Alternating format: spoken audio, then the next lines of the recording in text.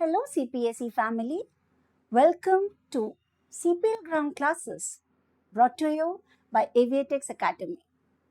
For all of those who are new here, let me give a small introduction on myself first. I am Captain Preeti Mehadia, a CGI.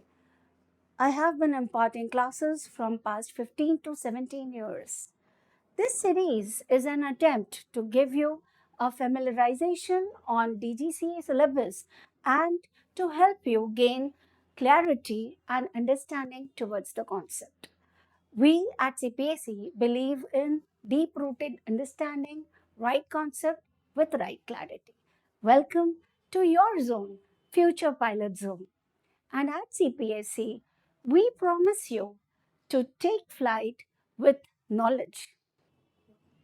Hello, future aviators. Welcome to day 3 of aviation met series. आज का हमारा topic है international standard atmosphere. क्या है ये ISA, बना क्यों और ये आईकाओ ने रिकमेंड क्यों किया है। सबसे पहले इंटरनेशनल स्टैंडर्ड एटमॉस्फेयर हाइपोथेटिकल है, इमेजिनरी है, ये रियल में नहीं होता। तो ये आईएसए बनाया क्यों गया? ISA बनाया गया for design to design and test the aircraft instruments and aircraft also. तो एयरक्राफ्ट को जब मैन्युफैक्चर किया, इंस्ट्रूमेंट्स को बनाए गए, तो हमें एक पैरामीटर चाहिए था, एक रेफरेंस वैल्यूज चाहिए थी कि इन वैल्यूज पर अगर हमारा इंस्ट्रूमेंट वर्क कर रहा और एयरक्राफ्ट वर्क कर रहा, so it should work fine in real atmosphere also. तो globally all over the world के वैल्यूज़ को ली गई, मीन सी लेवल वैल्यूज़ को, और उनको एवरेज आउट करके ISA डिराइव हुआ। ICAO recommends this ISA atmosphere and it is the basic for all your instruments. It is basis for your meteorology. It is basis for your navigation. तो आगे बढ़ेंगे, ISA को देखते हैं। हमने अभी पढ़ा कि ISA बनाया क्यों गया, उसकी इम्पोर्टेंस क्या है, नीड क्या है।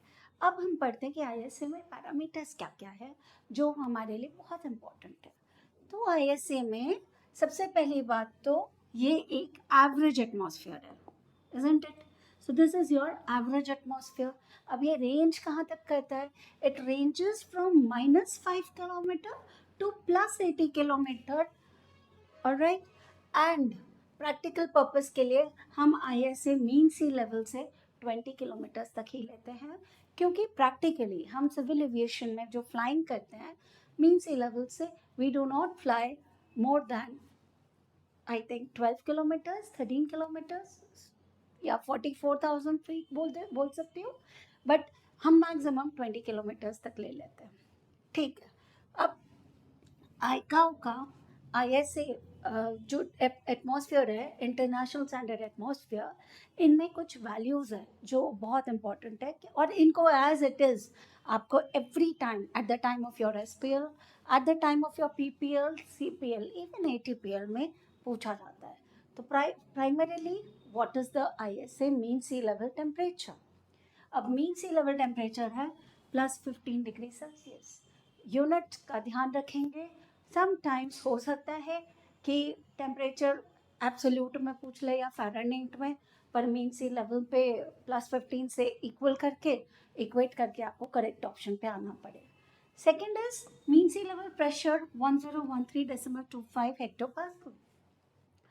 You know 1 hectopascal is equal to 1 millibar, तो इसीलिए इसको हम मिलीबार्स में भी बोल सकते हैं। Secondly mean sea level density 1225 ग्राम पर मीटर क्यूब। ये बहुत इम्पॉर्टेंट है क्योंकि 1225 ग्राम कैन बी 1.225 kg पर मीटर क्यूब। तो ये भी ऑप्शन DGCA में आ जाता है। तो आपको यूनिट कन्वर्जन्स पे स्पेसिफिकली यहाँ ध्यान रखना है। Next, lapse rate.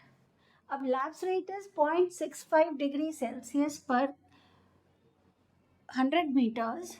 इसी को हम लिख सकते हैं 0.65 डिग्री को 0.65 डिग्री सेल्सियस पर 100 मीटर को हम लिख सकते हैं 6.5 डिग्री सेल्सियस पर किलोमीटर, isn't it? तो ये भी इम्पोर्टेंट है। ऑल्सो लैप्स रेट को हम डिग्री सेल्सियस में भी कर सकते हैं, 1.98 degree Celsius per 1000 feet. Roughly exactly 1 kilometer is 3280 feet. अगर हम इसको रिलेट करें तो ये इक्वेशन मैच हो जाती है. Next, constant temperature of minus 56.5 degree Celsius up to 20 kilometers. तो yes, आपका जो टेम्परेचर है मीन सी लेवल का वो +15 है. Then you have a constant relapse rate of 1.98 degree celsius every 1000 feet. It continues till 11 kilometres. 11 kilometre पे temperature हो जाता है -56.5 डिग्री सेल्सियस और वो 11 किलोमीटर से 20 किलोमीटर तक आइसोथर्मल होता है. That is constant temperature up to 20 kilometres. उसके बाद में हमने पढ़ा था स्ट्रेटोस्फीयर में टेम्परेचर बढ़ता है, ओजोन भी प्रेजेंट है वहाँ. तो yes, temperature increases by 1 degree Celsius पर kilometre up to 32 kilometers. So this is all about ISA.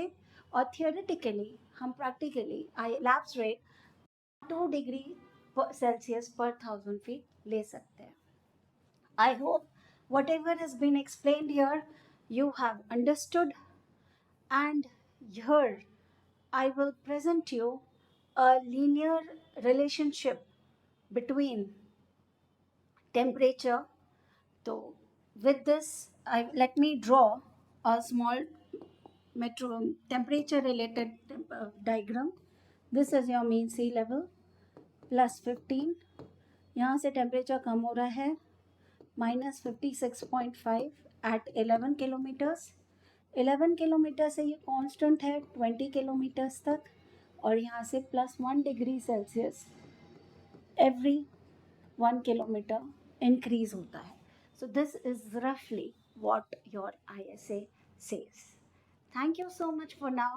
See you in the next session for the next class, that is pressure. Thank you. Hello everyone, this is Riya Raghuvanshi here. I have joined CPSE from the April batch and it's been approximately 2 months since I have joined, and my journey with CPSE has been really great. Alongside, I would really like to appreciate Preeti ma'am's efforts into me. She has helped me a lot, she has groomed me a lot, and I believe with her guidance I can clear papers in my first go. Also, I would like to especially talk about the environment in CPSE. It's been really nice, everyone's so friendly and helpful, and it has improved me a lot. Well, I would like to say, go through your research, but you will actually come here only. But I really think if you join CPSE, it's going to be a great journey, as it was for me, and it will be for you. I am currently studying my subjects such as air regulation and air navigation, and I'm hoping to pass all of them in my September attempt. So I would like to thank Preeti ma'am for all the guidance, for grooming my confidence, and all the effort she has put into me. So thank you for that.